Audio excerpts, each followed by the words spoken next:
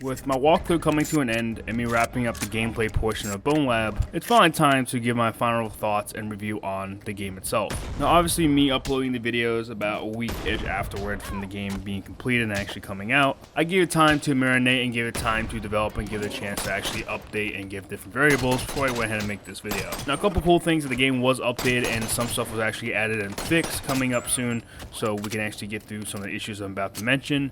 But yeah, so at the end of my walkthrough, I started writing down some thoughts and theories about how I felt about the game and kind of where I think the game kind of lacks and what the game actually is very good at. Now unfortunately, when I was writing down these cons and pros, essentially it came down to that there's a lot more cons than there was pros for me personally playing the game. Now before some of you guys say like, oh well, you're not a VR player or I'm fucking just shit at the game, keep in mind I've been doing VR for a little while and I get how the game fucking goes. And with that being said, let's jump into it. So first things off, guys, I'm talking about the pros, right? Now the main thing is the game is fun. You cannot take it away that the game is very fun. It's very different and very unique to the way Stress Level 0 does their game. Because the game essentially will keep you hooked for a little while playing sandbox and different game modes like Tag Trial, some of the parkour stuff, and some of the community content that's being made for the avatars and vice versa. Another key part for me was the game was very fluid. It felt more, I guess, together in a sense.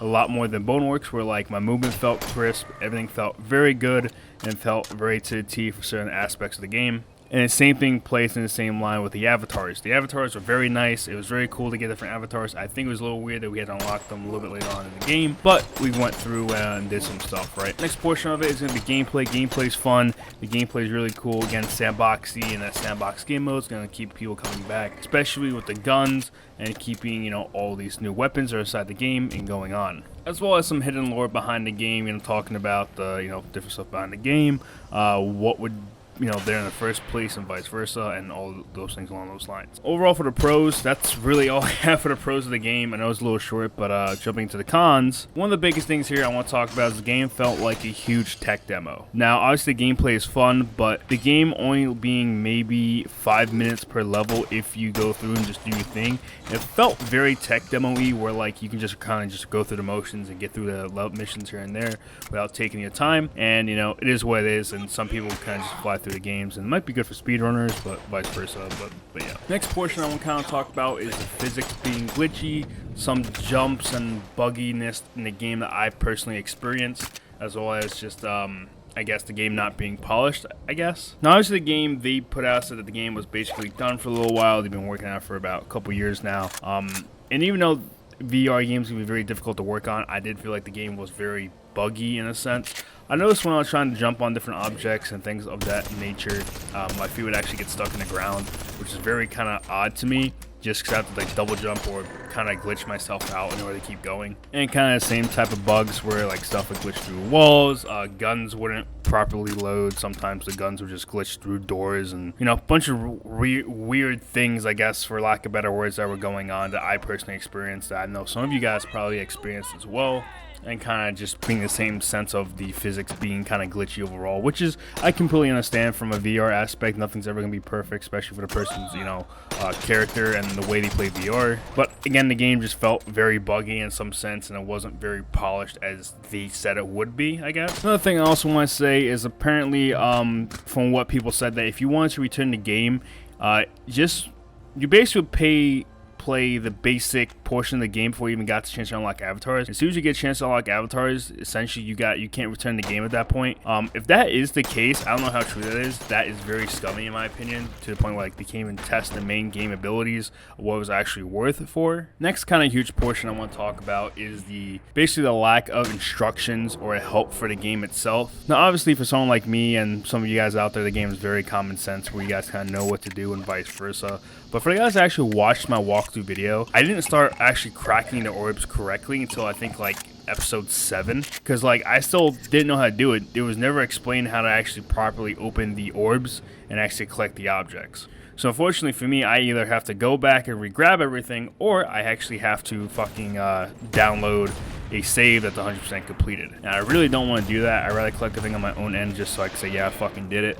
But it's very annoying that stuff like that happens, and someone who isn't like me or isn't that bright for essentially isn't gonna pick that up right away. And kind of same lines where like Boneworks had actually the introduction, actually how to play the game, I felt like all this really had was the beginning portion of the game where it kind of showed you how to sit down and play the game essentially, and that was really it. Now obviously a lot of players are coming back to this game are experienced VR players that played Boneworks and kind of get the physics, but for me it's like again, going back to the orbs, I thought you put them in inventory and throw them in, you know, the reclaim center, which again I really thought is what you did, because you know, when you first go into a little walkthrough, as you know, after you basically hang yourself and off yourself in a sense, and you get on down to the shaft to the ancient area, right? There's a little thing on the wall, but it doesn't really explain to you what the fuck's going on to me, so I feel like it's very weird that there's no introduction that's like, I guess, more straightforward than anything else. But again, for me, it wasn't that big of a deal, because obviously I kind of knew how to play the game. I just didn't know how to do the orb stuff, and I wish I did. I want to talk about is the missions, specifically the moon mission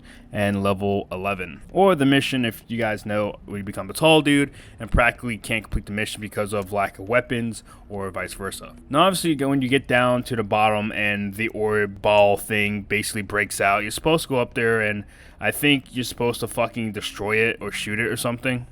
I think the way I did it was I jumped onto it and just beat the fuck out of it until it exploded, and that's how I completed the mission. But just trying to climb that tower, it took me like fucking 20 tries to do it, and I was getting very frustrated just because of the point, like, I couldn't climb up stuff properly, because every time I got hit with those biplanes, I would turn into the small dude who can't jump, or the anime chick who can't properly hang on and jump and shit, and that becomes a huge issue when you're trying to complete the mission, and that's where my frustrations lie, and then to the point where I actually kind of rage quit in a sense and just came back to it the next day, and it was very, very fucked to say the least. Now the moon mission, it wasn't that bad. I ended up figuring out later on that you're supposed to go kind of hook right a little bit and jump up a little bit.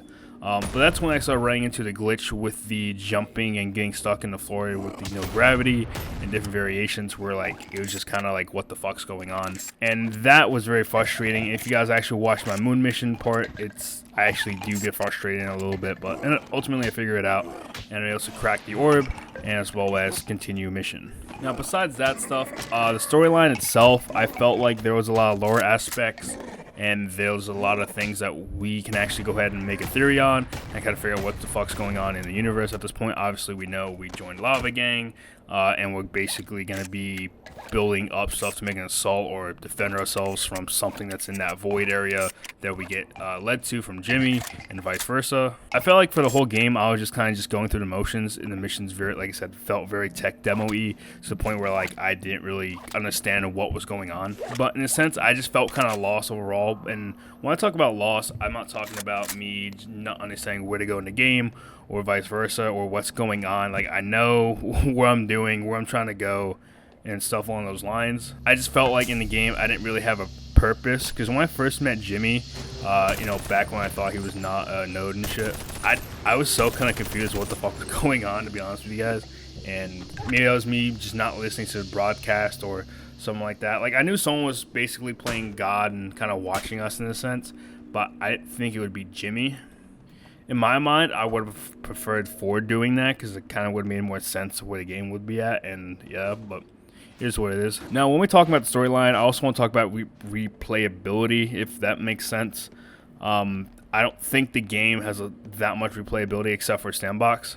Because when I'm talking about replayability, I'm talking about the campaign itself. I think the last mission where you basically just go through your hometown and kill everybody, and maybe a couple of missions out of the blue were fun. Definitely like missions I want to come back to and do stuff on. But I don't think I wouldn't replay the campaign as much as I did for Boneworks, to be honest with you guys. But yeah. And then kind of the last portion of it, guys, I want to talk about, there's a giant diversity in the community right now. Apparently a lot of people are having the same issues that I had, or the same kind of ideology of me in a sense, where like either people really hate the game, they really like the game, they think the game's awesome, and vice versa. But for me personally, guys, I don't really see myself replaying Sandbox that much. Going online, obviously I want to look for more lore, look for more updates, look for Easter eggs and stuff like that are really going to be tickle my fanny a little bit, if that makes sense. But in reality, guys, there's going to be players that aren't going to like the game. There's going to be players that like it for Sandbox. There's going to be people like me who's all about the campaign, likes the campaign and that type of ideology. But I don't really see, for me, coming back to this game, replaying the campaign as much as it Boneworks, to be honest with you guys. But hopefully we can get some type of storyline stuff, because all this game really feels to me at this point is just a VR Gary's mod. And hopefully we can get different game modes, and hopefully we can get different I guess, one-off campaigns created into missions and downloadable content we can get from, mod creators and stuff, and we can have a good time. With that being said, guys, this has been my review on Bonelab. Obviously, take it with a grain of salt. Everyone's open to their own opinion about the game, and I look forward to see what you guys say about it and kind of if you guys agree with me, disagree with me, and kind of see where I'm coming from for stuff. But yeah, with that being said, it's been your boy Wizard2K, and thank you guys so much. I'll see y'all later. Peace.